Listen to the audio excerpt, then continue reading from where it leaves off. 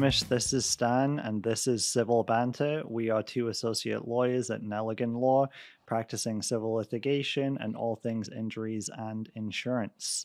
So we're going to jump right into our first segment. This is your favorite segment. This is LARPing. Lawyers are real peopling. Yes. And we're on episode number 4. So jumping into the LARPing segment, Stan, you'll be answering the question, how have you been filling your time? What have you been watching? What have you been doing? What have you been doing outside of the practice of law? Well, we both have a sort of cinematic aspect to this episode. We're going to be I'm going to be chatting about a little Quentin Tarantino run that I'm on. Classic. Yeah, so I've been rewatching some Tarantino films, Kill Bill, both 1 and 2. I watched those a lot when they came out, which is now 2003, 2004. So it's been a long time since I watched them. And I went back to them, and totally different takeaways now than then. But I still love them.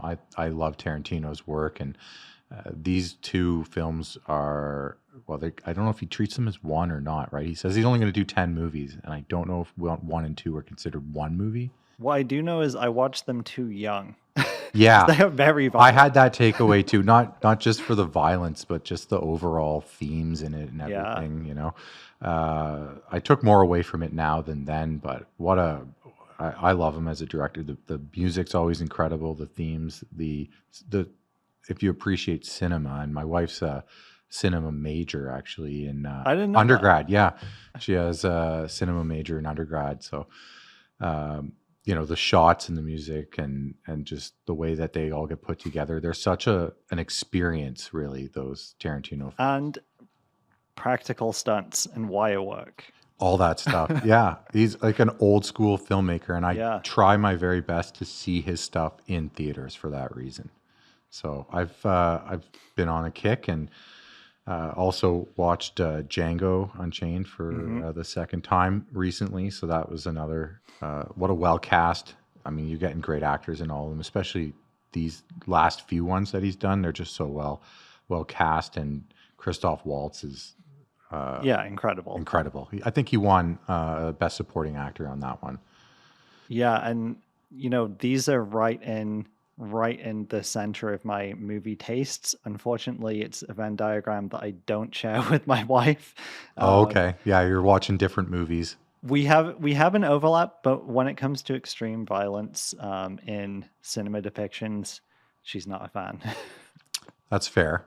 But we did find a middle ground in what I've been doing and how I've been spending my time. Okay. Which is my movie suggestion and recommendation is travel back in time to 2006 and watch Chris Nolan's The Prestige.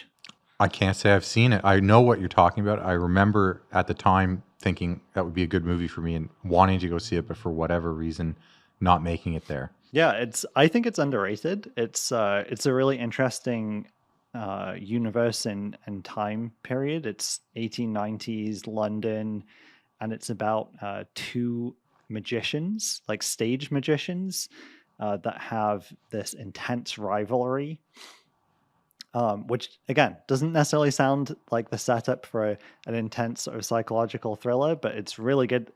Again, star-studded cast: Christian Bale, Hugh Jackman, Scarlett Johansson, Andy Serkis, like Gollum. And one of those Star Wars characters, I can't remember what he's called in the new ones, but Mark O'Kine. And then also David Bowie. David Bowie. Yeah, in a non-musical role. Non-musical. It has to be one of his last movies. Gotta be. The thing is, it's impossible to just watch the movie and not be like, oh my god, that's David Bowie. I can't imagine David Bowie in the 1890s. I can't imagine him anytime before. His time. He just seems like such a modern man. It's an interest. Well, in the context of the movie, the casting decision does make sense because he's Nikola Tesla. Okay. I don't want to say more. I'll be spoiling it. I think we're outside the spoiler window, given that we're 19 years later. Almost 20 years on. Yeah. But the funny thing is, my wife pointed out that for whatever reason, like it's great Chris Nolan movie. I think it's after at least the first Batman movie, but he's really he's really sort of in and around his prime. I mean, I think he's still in his prime, but he was really becoming well known at that stage, and that's how he could draw such big talent that I think most of whom he'd already had featured in some of his earlier movies. But my wife points out everyone is doing a different accent to their own accent in a very odd way. Oh, so there's no English people speaking with an English, or I guess English, very regional. Here I am, Right. just sort of like North Americanizing the whole thing. But as somebody with an English Right. accent name, there's a wide range of accents on that island, aren't there not? That is, and somehow no one aligns. So Hugh Jackman is going in with an American accent instead of his Australian. Christian Bale, who is, it's questionable where his accent naturally is at the best of times, but he's going full Cockney. Okay. Michael Caine's going full Cockney, which just makes sense, and that's standard. David Bowie is going kind of like Austrian, German. Right. Scarlett Johansson is going English, but I wouldn't quite say Cockney. So everyone's kind of just speaking with an accent that they don't really own in kind of an unnecessary way. I see no reason why Hugh Jackman couldn't have just been an Australian guy in this period. Totally feasible that an Australian would find their way to London Right. in late 1800s. It's not impossible for that to have happened. Yeah. So, outside of movie tastes, we're going to get a bit more serious with our next segment, which is one thing to rule them all. And in this segment, we discuss a rule of civil procedure, a legal practice issue, a recent case, or a legal bone we have to pick. And we're going into meaty technical case law with a series of 2 Court of Appeal cases that touch on prejudgment interest. That's right. And these are relatively recent, which of course is one of the factors why we're talking about them. But they came out in August of 2024, jointly released. They should be read together. The first one, I say first one, it's one number ahead, but it's Henry and Zeitlin. The citation for those who care, 2024 ONCA 614, to be read with its companion matter of Aubin, Aubin, and the Jewish Community Center of Ottawa, a local decision that made it up to the Court of Appeal. The citation on that one, 2024 ONCA 615. This is a 3-panel judge Court of Appeal decision, justices. And I think the reason these made their way to the Court of Appeal was because they were big damage awards. Yeah, substantial damages awarded in both of these decisions, and lawyers cost money, appeals cost money, and you wouldn't maybe take this there on a smaller number, but these were substantial and worth appealing because prejudgment interest is larger on a larger principal amount. Fair enough. And so before we get into either case, let's just talk a bit about what prejudgment interest is, what it applies to, and what's the default rate. Yeah, I think what it is easier than explaining why we have it. But what it is money that is paid on top of an amount that you receive for things that have happened in the past. There's prejudgment interest available on loss of income. So if you've been out of work because of something that's happened to you and you've lost money between the date of the incident and the date that you are either settling your claim or have received a judgment, well, it's quite quantifiable in that case, the amount that you've lost out on. And because you've had to wait to get that money, you should be paid interest on that because you've waited, and time, value of money is a relevant consideration in doing that. That's pretty straightforward. We're not here to talk about that, but it's illustrative of what prejudgment interest is. Right. And some of the cases, one of the reference that stood out to me is sort of the withholding of money. The difference being it's not like someone has literally taken money from someone, held it in their bank account, but it's kind of analogous when we talk about I'm suing you for injuries that I've suffered, I'm suing you for pain and suffering. By the time we're at trial, what transpired that caused my injuries might have been 3, 4, 5, 6, 7. We had a case we talked about earlier on this podcast, a 10-year wait between the incident and judgment. Right. So it's to compensate someone for the idea that the money they're being paid at the time of trial is money that's essentially been withheld for them for the duration of that period. That's right. And there's a bit of a difference between prejudgment interest between different types of lawsuits. And different types of damages. Right. Different, exactly. And so the damages and the prejudgment interest, we're really focused on it in these cases, is prejudgment interest as it would apply to an award for general damages for pain and suffering. That's right. So we're going to focus on that. Know that in the background there are other types of damages. There's income loss damages that I just used as an example. There's future and past care costs, so similar considerations. For those, the legislative scheme is quite clear that there's a rate that applies to those, and there's really no debate about it. Right. But this concept of pain and suffering, and we've talked about that before in terms of valuing it and how that's not an exact science either. It's also different because you're not awarding somebody for a directly quantifiable, easily calculated figure. You're rewarding them, not rewarding them, compensating them. Here we go, for the pain and suffering that they've experienced. Right, and so for non-motor vehicle accident cases, there is a roughly there's a roughly established rate, and that's the rate that gets the argument in these two cases. For car accident cases, it's essentially black and white. And we're not going to go into the car accident cases because that just doesn't come up in this situation. We're talking specifically about a personal injury action, a medical malpractice action, and what is the prejudgment interest rate payable on general damages in those cases. That's right. So let's launch into it. There is a legislative scheme, which means laws. There are laws about how we do this. And why we do this is sort of background on that. But when somebody has something happen to them and they're injured because of it, and they receive an award for their pain and suffering, and the court sets their mind to calculating, well, what kind of interest rate should we apply to these folks? There is a section of the Courts of Justice Act that dictates the amount that should be applied. Right. And so when we talk about the rate, what we're talking about is it's a percentage. And so if a general damages award, as found by a judge or jury, is $100,000, then mechanically we're looking at what interest rate percentage, in the same way that you have an interest rate on your mortgage and credit card debt, what percentage do we apply to that?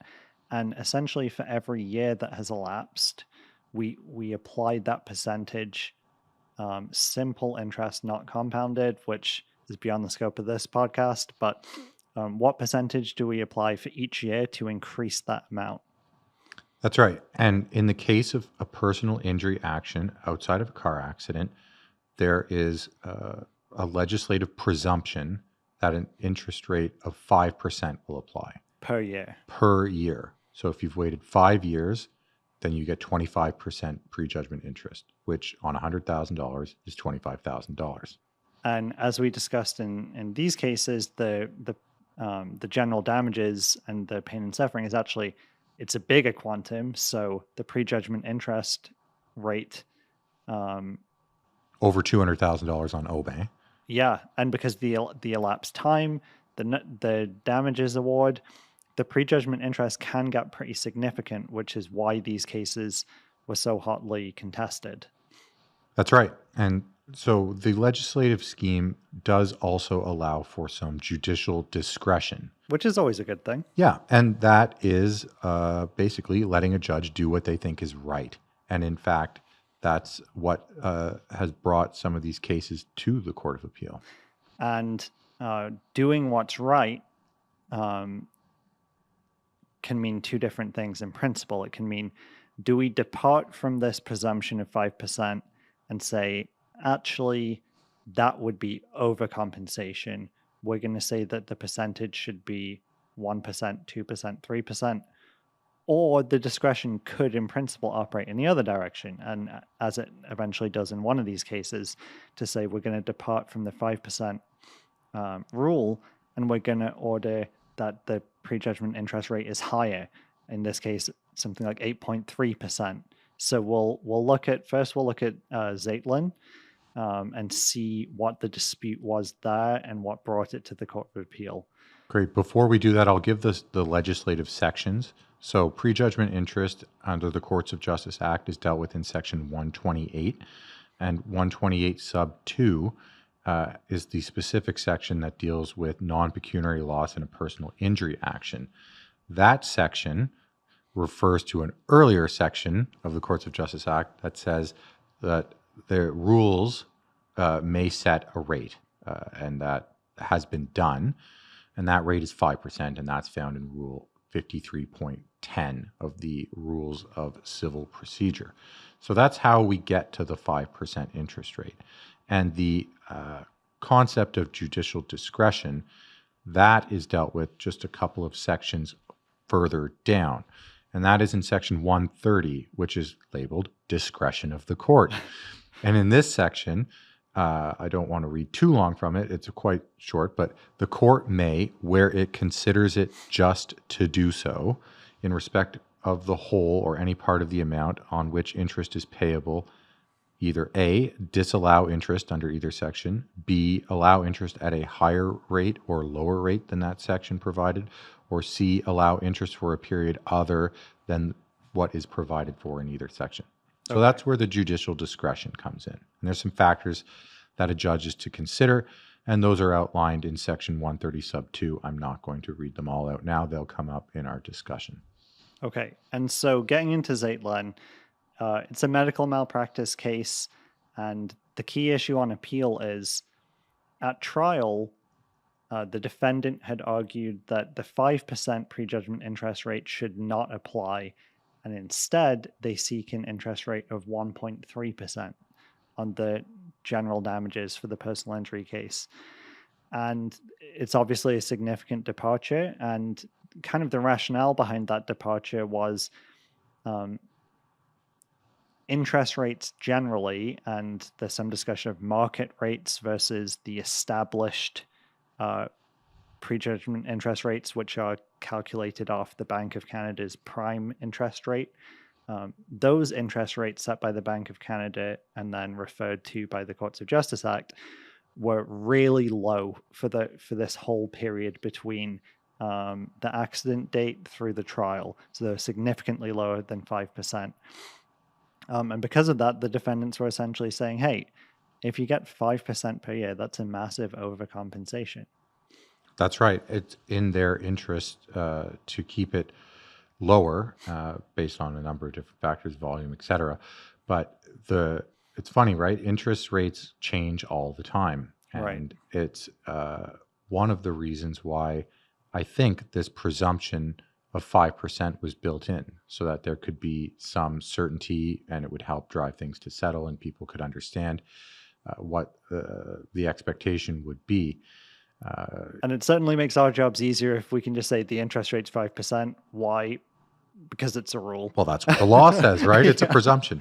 And, I don't know, I don't want to be too critical of the Court of Appeal, but I think these decisions really open it up to making some of these larger cases much more difficult and contentious, because sometimes you might have to hire an expert to calculate what the prejudgment interest would be, and there'd be a plethora of considerations to come up to consider, and it in fact may make settlement harder to come by. Right. And this idea of making settlement easier is actually one of the considerations behind granting prejudgment interest in the first place, which is discussed in paragraph 25 of the Zeitlin case, where they say that the idea behind this prejudgment interest legislative scheme, it includes compensation to the plaintiff that is fair. It encourages an efficiently run litigation and early settlements. And all of that is a factor in how long a proceeding takes. Right. And I think some of the comments from the court specifically, and some of the other case law they cite, I think it's about finding the Goldilocks zone, which is the presumption is 5%. Now, generally, the purpose of prejudgment interest is to fairly compensate an injured party and restore him or her so far as money is able to. All that she or he has lost as a result of the injury, but neither too much nor too little. So that's kind of the motivation behind this is, if interest rates in terms of Bank of Canada interest rates are running at a very low level, the 5% could be an overcompensation. Historically, when the 5% was enacted, that was actually significantly lower than what the Bank of Canada interest rate would have been in that period. It was something like, Well, it was well into the 10 to 20% in the 80s. So right. it would have been, the shoe would have been on the other foot back then. Yeah. Which is one of the factors. I can't remember if it was in Zeitlin or Aubin, where the court discussed that the legislature understands that interest rate changes. That's why they probably put the 5% in there, because it can go up, it can go down, and this creates some certainty. And again, this all sounds, it all sounds technical, and it all sounds like we're talking about percentages. But remember, in this case, in Zeitlin, the plaintiff is awarded $204,000 for non-pecuniary general damages, and then his late wife is awarded $100,000. So we're talking about what percentage applies to $300,000, and this is something where it would have applied from 2010 was when the instigating event happened, and the verdict that's made that then is being appealed is in 2021. So we're talking 11 years, and we're talking $300,000, and we're talking about what percentage applies. So 5% over 11 years of $300,000, that's going to be a significant amount of money versus it being 1.3%. That's right. And if we start with the presumption that a 5% will apply, and one of the two parties, either the plaintiff saying, well, it should be higher than 5%, or the defendant saying, well, it should be lower than 5%. In the next case, it's both parties saying the rate's wrong. Right. It's with the onus, which is means that the burden of proving. So the onus of moving that rate from 5%, either up or down, rests with the party that is trying to change the rate. Right, which makes sense. If I'm saying, whoa, this is overcompensation to give you 5%, Bank of Canada's interest rates have been at, 1% or sub 1% or 1.3%, whatever the case may be. It should be on me to prove why we should depart from this established norm of 5%, and what evidence would I need to put in to show that really that's overcompensating you. Well, on the topic of what evidence to put in, that is part of the legislative scheme. And when you're asking a judge to deviate from the 5%, you're going to want to go up to them with a couple of compelling arguments, it seems. And in the Zeitlin case, spoiler, the court on this one said, no, we're going to stick with 5%. There is no reason to deviate from there. The court should not have found that it was just to do so. But if you're going to be making this pitch that the rate should be up or it should be down, you got to come with evidence. Right, and that was what was lacking in this case. And from recollection, there was some evidence about consumer price index, which is kind of a red herring. It's clearly abstractly a related concept, but it's not a concept that's found in any of the legislative scheme that you've previously described. Yeah, I'll just hit them really quick here. The factors that a court shall take into account is changes in the market interest rate. We can get into the discussion about market interest rates if we want. I don't think we really want to. Circumstances of the case, so broad. The fact that an advance payment was made, the circumstances of the medical disclosure by the plaintiff, the amount claimed, and the amount recovered in the proceeding, and then the conduct of any party to shorten or lengthen the duration of the proceeding. If I'm reading those factors, it seems to me that the biggest push to change a rate up or down is, well, in large part, the behavior of the parties and the timing of the payment.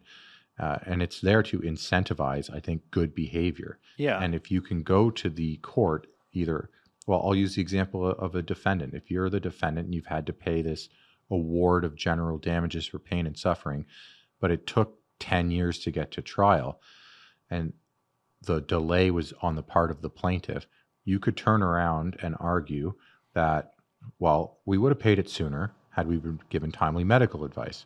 We would have paid it sooner had they set the action down for trial sooner. We would have paid it sooner if this trial didn't take 6 weeks and it took 2 weeks. So we would, like, there's a number of factors that they could turn around and point to, which if I'm a judge, maybe I'm compelled by that, as opposed to this big discussion about interest rates and market rates and bank rates. Like, it might lead a judge, as it might lead me, to glaze over and to just go 5%. I don't care. Yeah.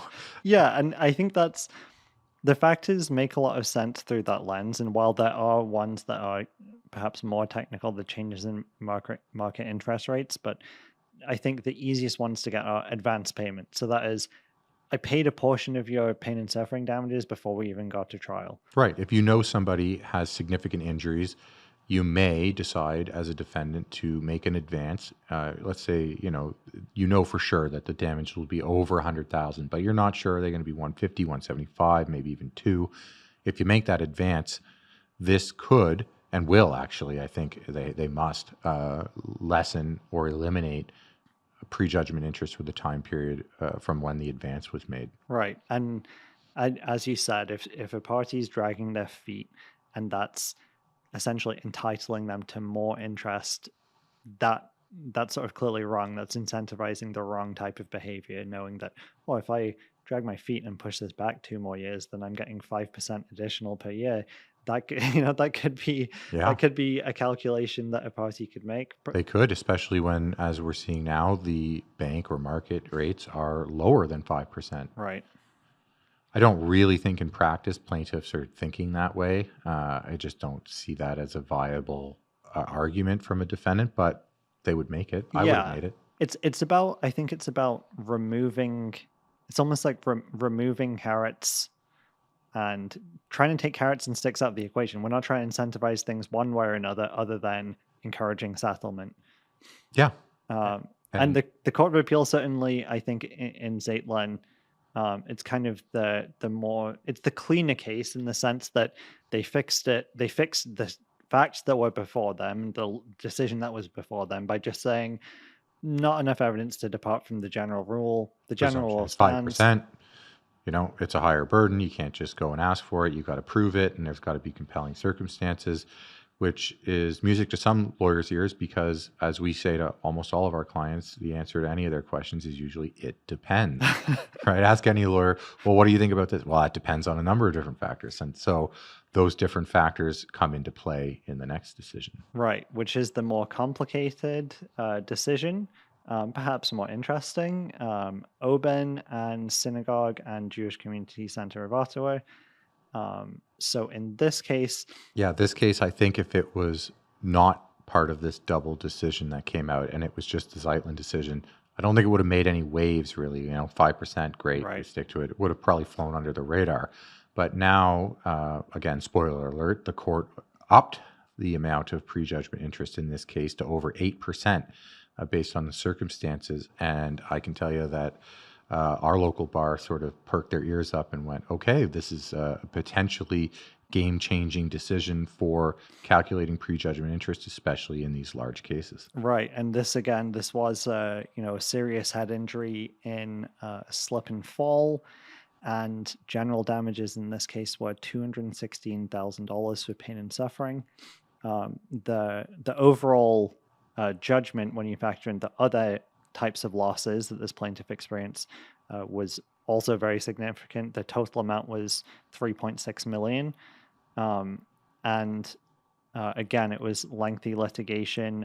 It was about 7 years from incident to the time the trial and the Which I don't decisions think been rendered. is always the fault of the parties either, right? So Yeah, and in this case, and from recollection, the court was pretty specific that yeah, this wasn't a heel dragging exercise. That's how long the litigation took. that's right. There's no indication whatsoever, and in fact, it probably falls into what we see with our own practice in terms of the wait from incident to judgment. I'd say 7 years is a pretty accurate average. Yeah, and so in this case, the defendant makes the same pitch, but Well, gets counterattacked. counterattack. That's right. Yes. Uh, both parties say 5% isn't fair or correct or just in the circumstances. Yeah, so the defendant goes in saying, no, during this period, the Bank of Canada interest rates have been considerably under 5%. So we, the defendants, say that the award for prejudgment interest on top of the pain and suffering damages should be at a rate of 1.3%. And the plaintiff goes in and say, well, no, we want a departure from the 5% to the upside. And the basis we're essentially saying is that for that period of time, our investments in, I believe it was in RRSPs, had an annualized average return of something like 8.3, 8.6%.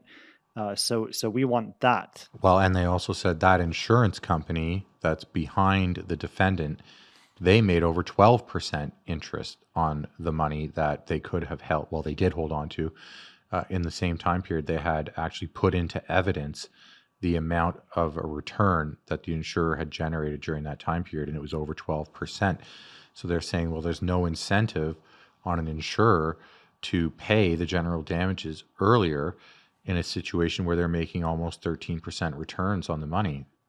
Right. And so, reading between the lines, I sort of think what happened in this case is two parties showed up to make a pitch, the plaintiff and the defendant. The plaintiffs I think, just put in more evidence on which the court could decide. Well, I think, yeah, in terms of hard evidence, yes, because the Court of Appeal talks about how there was some judicial notice taken of market rates and of bank rates and things like that. And judicial notice, this is when a judge can basically say, I don't need specific evidence on this. I can just consider it to be true because it's so widely known. Everyone knows it. That That's this background fact, I don't need you to have someone testify about it. I'm just going to accept it's true. That's right. It was during a time of very low interest rates, where all of the other damages that we talked about at the outset of the pod, those have the low interest rates attached to them. So you'll have rates of under 1% sometimes attached to things like past income loss and past medical expenses. And then you're being asked for the generals to award, 8 or 10%, or even the presumptive 5% rate being considerably higher than the rates that were common at that time and were in fact applied to the damages in the same case. And I can see why a judge looking at this issue, hearing from the defendant that 5% is well outside of the rate that's applied to any other head of damage. It's well ahead of the rate that people at that time were getting on their mortgages. It just seemed, punitive to a defendant in that case.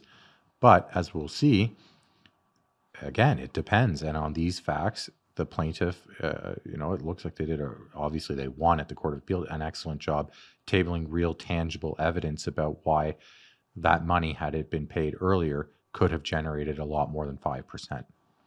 Right. And ultimately, again, the court in this case kind of took the hard route because they could have said they're faced with these two arguments, 1.3% or 8.46%.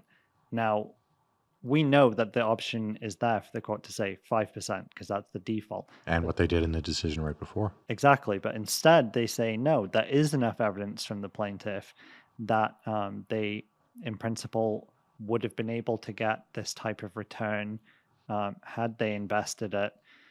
And we're happy with the evidence that's been put in, and we think in this situation, it's in the interest of justice to elevate the prejudgment interest rate. And I think we discussed earlier that, not to say anything about this case specifically, this is from reading the decision, I think it's fair to say that this is the right result in this case. And also having that ability certainly helps our clients, and we would happily make that argument in all of our cases.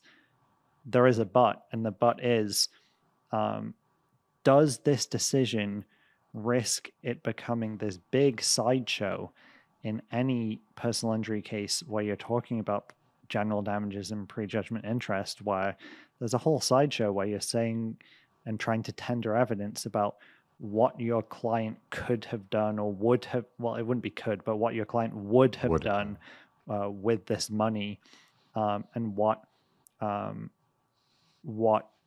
benefit in terms of investment return they would have received had they invested this money. Yeah, I think it has that potential. Well, it definitely has that potential in the right circumstances. I think in the majority of the cases that we or any other personal injury lawyer is going to have, it probably will just be a presumptive 5% rate.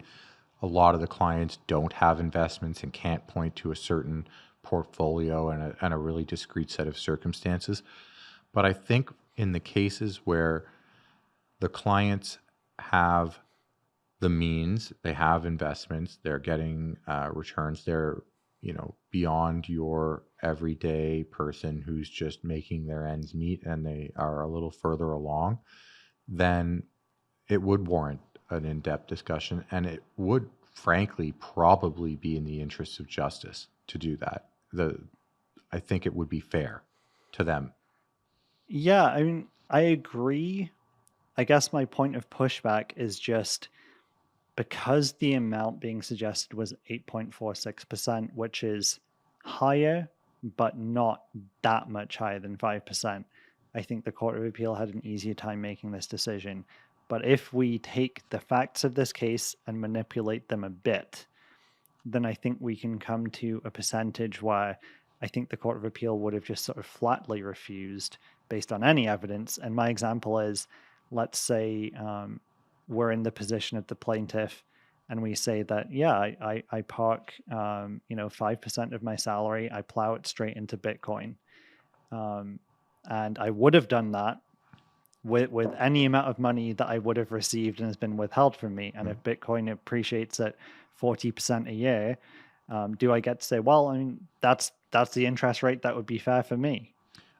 I'm just now thinking about this might also open a big can of worms on discovery, where if you're claiming, and every claim has prejudgment interest as a matter of course in the claim, right, you're allowed to pry as a defendant into the kind of investments that people have going on. And I could see a world in which, maybe wrongly now, a plaintiff lawyer would say, no, we're not, refuse to answer those questions about the investments and so forth.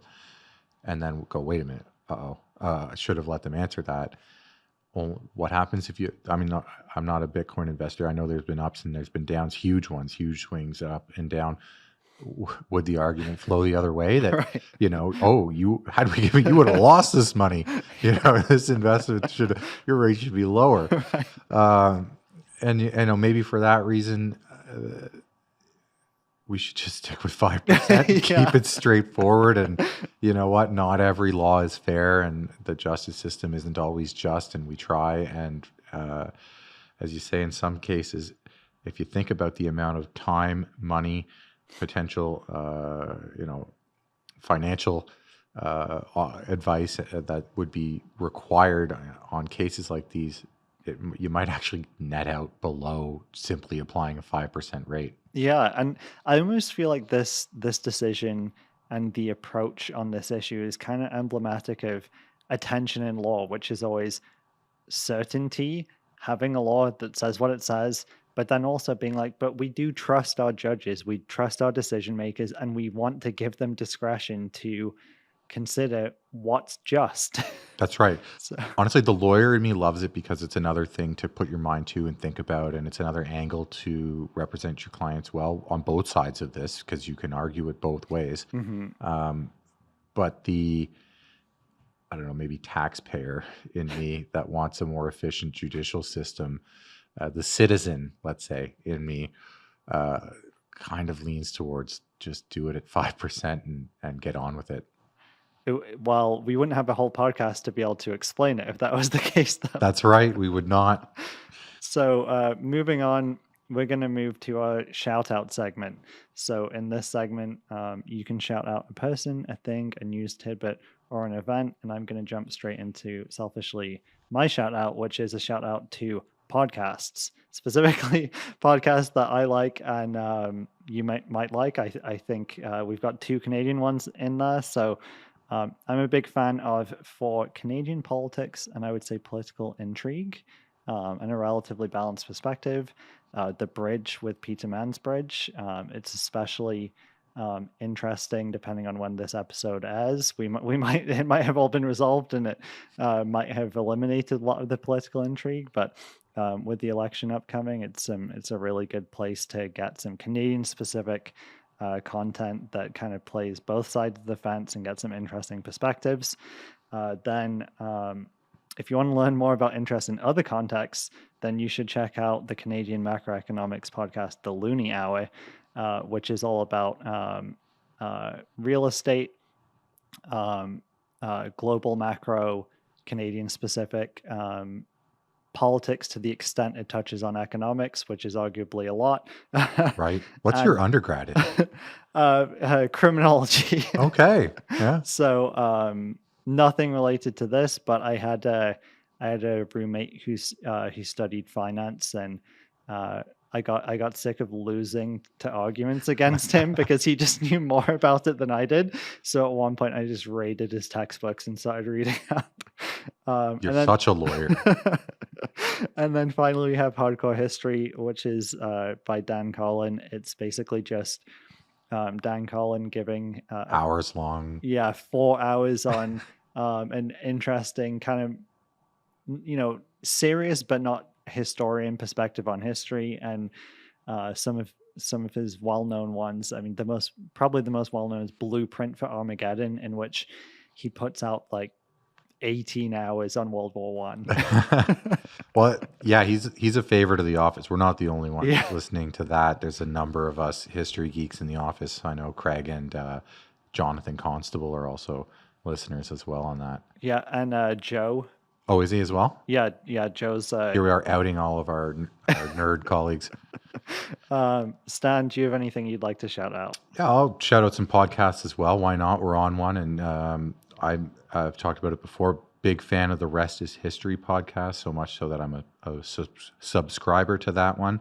I'm going to out myself as a Leaf fan right now. Sorry to all of our listeners in Ottawa. I know you're disappointed in me. I'm disappointed in myself, frankly. But I listened to the Leaf Report podcast. It's one of the earliest ones that I started listening to. A couple of reporters who follow the team, James Myrtle and Jonas Siegel, who are both at The Athletic, which is another great news organization that I follow as well.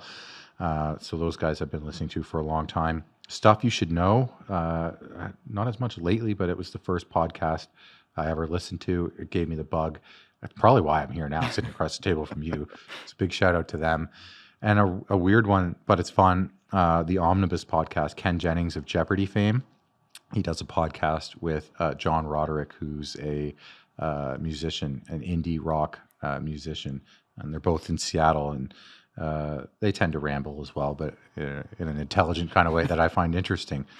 I will give a quick shout out here to the University of Ottawa Engineering, Science, and Construction Law Students Society. Great guys and gals. That's right. They came to our firm and they listened to us regale them with self-serving tales of victory, and they nodded politely and pretended to be interested or were genuinely interested. And they seem like a really great group of students. I was really impressed with all of them. Mm-hmm. Honestly, they were great and a lot of fun to talk to about the law and about just life and their interests as well. Okay, and with that, we'll say our goodbyes. You can find our team at nelliganlaw.ca. We have our email up and running, which is civilbanter@nelliganlaw.ca. Please write to us if we got any part of that whole prejudgment interest thing wrong, and we will read your corrections out on our podcast. If we were right, you can heap praise upon us as well. We're pretty good about that. And you can find me on LinkedIn at linkedin.com/in/H Mills-McEwan. And I'm a bit absent on the posting front, so I need to come up with my next topic. So if you have topic suggestions for my LinkedIn rambling posts, I'll also kindly take those. There you go. You can find me on LinkedIn as well. Similar way, linkedin.com/in/Stanford Cummings. And with that, like, comment, subscribe, 5-star reviews only. Thanks. Okay, that's a wrap.